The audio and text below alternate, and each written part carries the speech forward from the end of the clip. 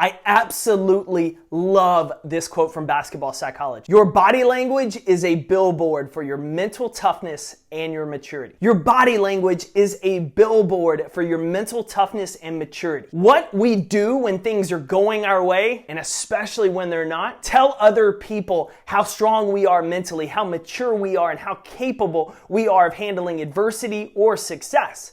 Think about it. When things aren't going your way, we thump our shoulders, we put our head down. A lot of times we complain, voice gets down, we whine, we cry. It's the world's fault. We take our attitude, man, we're disappointed. And on the flip side, when things are going our way, man, we are cocky AF. Oh, man, I'm good. I'm the best. Nobody can touch me. I'm just going to take my time. I'm going to relax a little bit. I don't have to work as hard because I'm the best right now. See, that's how we get. Our body language and how we carry ourselves every day when things are going our way and when they're not going our way tell other people how mature we are and how mentally strong we are. Remember, a few weeks ago, we talked about the importance of maintaining control of your emotional roller coaster, being more even keeled, not getting too high with the highs and too low with the lows, because other people are watching you. And how your body language is when things aren't going your way. Does your head slump? Do your shoulders drop? Or do you just kind of stay loose and shake it off, focusing on how you're going to win your next opportunity? So how can we improve our body language so that the message we're telling everyone else with our billboard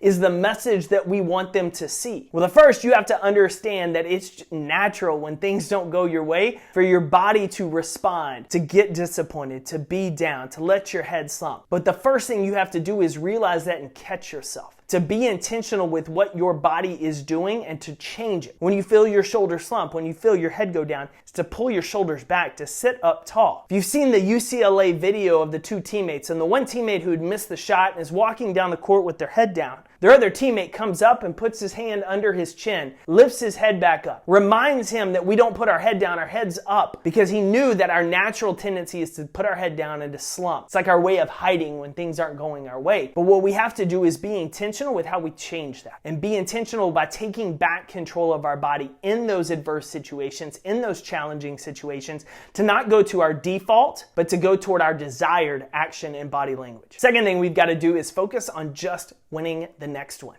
You can't make the next play if you're focused on what happened 2 plays ago or you're worried about what's going to happen after the game. You've got to show up and win the next one right here, right now, this opportunity. If you had a sales call that bombed, shake it off and just focus on how you're going to improve and win the next one. Had a bad day at work? Shake it off and focus on how you're just going to win the next one. See, our focus should be on winning the next one because it's the only one we control. We can't change the past, and we only influence tomorrow by what we do right now. Nick Saban loves to teach their players at Alabama that every play has a life and a history of its own. It's independent of the play before it and the play after. And just focus on that one play so that they can win it. And the same applies to you in life. Just win your next one. And then finally, realize you're always being watched. You may not realize that. You may not think you're ever in a position that other people have their eyes on you, but everyone does.